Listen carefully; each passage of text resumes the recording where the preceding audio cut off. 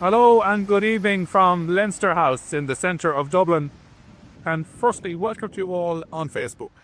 I know the course of the next few minutes we'll be joined by people from all over the country who've been in touch with us over the last number of days. And I hope you get an opportunity to listen to our report tonight as we explain our operational plan to say no to Mercosur over the course of the coming days. Firstly, it's 4 days since we met in the town of Athlone. A most amazing day in Irish history, a day when more than 27,000 people gathered in the Midlands and came forward on a day to say no to Mercosur, showing determination from every corner of the country, from Malin to Mizen. At the end of that day, one thing became clear: people power was on show, and the message came back to us that we need to move forward on this with action and not words. Firstly, tonight we want to say thank you to all the farming organisations who helped at the weekend, to all the stewards, to everybody who came from all over the country. And now we move on to look to the next phase of this. Tonight we talk about what we can do in the coming days and what you can do in the coming days to help us as we continue our opposition to Mercosur. Firstly, a bit of news tonight. I've come directly from the European Parliament, flew into the airport in Dublin this evening, and there's been confirmation in the last hour that we will have another vote of no confidence in the von der Leyen Commission next week in Strasbourg. That's the first news. This will be the fourth motion of no confidence in von der Leyen or her Commission since I joined the European Parliament. That issue will probably be debated in Strasbourg on Monday, and it's expected a vote will take place on Thursday next week.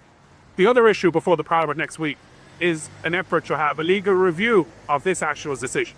We need a legal review of the trade deal. Therefore, I was one of a number of MEPs in the Parliament, over 120 actually, who signed a motion that's been sent to the presidents responsible for the Parliament visit next week. And we expect now, with fair play, that there will be a move next week and a vote to refer the entire trade deal to the courts, to the European courts, who will look in depth at the legality of what's been tried. We've started basically making it clear to Fine Gael and Fianna Fáil that they have MEPs. This Irish jersey has to be on the full team. There's a lot of farmers out there, be them at dairy, be them at suckler, and be them at tillage. And this will affect you all. So we need the farmers there to make sure that they get in contact with their MEP, because their MEPs appear to be looking to vote the other way. And indeed, right around the country, we need people to knock on the doors of their TDs at their offices and ask them to basically make sure the MEPs are on side, but also our Taoiseach and our Taoiseach, in my opinion, needs to go to Brussels. In February of last year, there was a vote on this issue and the future of the Mercosur agreement in Parliament. That vote was lost by 55 votes. The no side lost by 55. But significantly on that day, 88 people abstained in that vote. 88 people abstained, and a small number of additional people didn't turn up at all.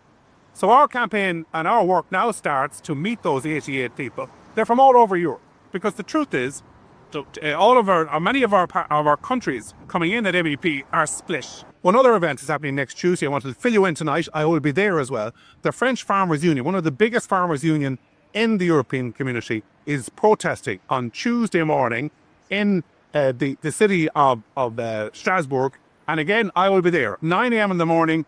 French are not giving up on this.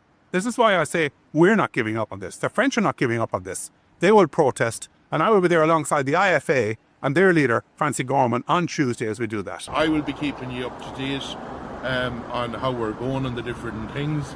As I say, the first week of February, the FSAI is invited into the Egg Committee along with other bodies, and we are looking to meet the Italian Egg Committee, because this is about trying to make sure that the message is going out everywhere. We will give it our best shot to get that message to basically each country. Ciaran tells me in the last vote, I think there was something like 55, and there was 80 or something that abstained, or 85. So what we're going to do is we're putting the team together.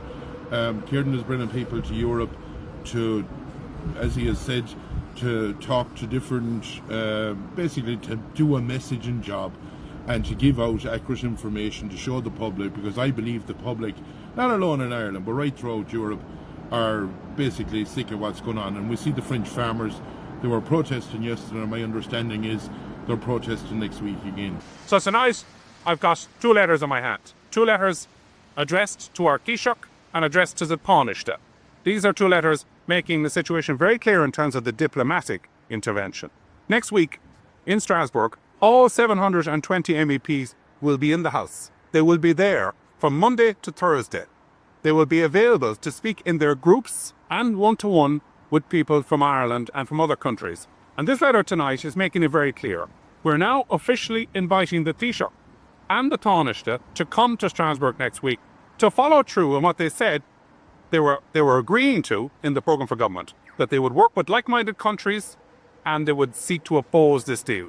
Just because no was said last week, that's not the end of it for Micheál Martin and for Simon Harris. Anybody who spoke to in Athlone on Saturday, or I heard from Athlone on Saturday, is aware of that. That is not the end of the situation at all. An open invitation going out to the Taoiseach and the Taoiseach to come next week on Monday, Tuesday, Wednesday or Thursday to speak to their groups in the European Parliament. Remember, Simon Harris, the Taoiseach, his colleagues are associated with one of the biggest groups in the European Parliament. The votes there alone could swing what's going on. There are TDs and senators in every county and every town. We're asking you tonight to continue to show us the people power that's driving this and driving us to the moment by going to the constituency office of your local TD or your senator tomorrow and asking them straight out, will the Taoiseach be in Strasbourg next week to meet MEPs? Will the Taoiseach be in Strasbourg? It's a straightforward question, yes or no. We're not asking anybody to go to a house of a TD or a senator under any circumstance, or a minister or a member of government.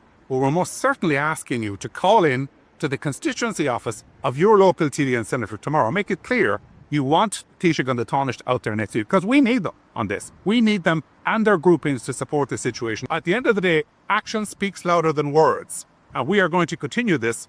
And I will be watching very carefully to see what happens in terms of response to these letters. It is the Taoiseach and the Taoiseach, and nobody else will be able to do this work next week in Strasbourg. We hope they're there. If they're not, you'll be hearing from me, from Strasbourg, very early in the week, as we prepare a vote of no confidence in the von der Leyen Commission.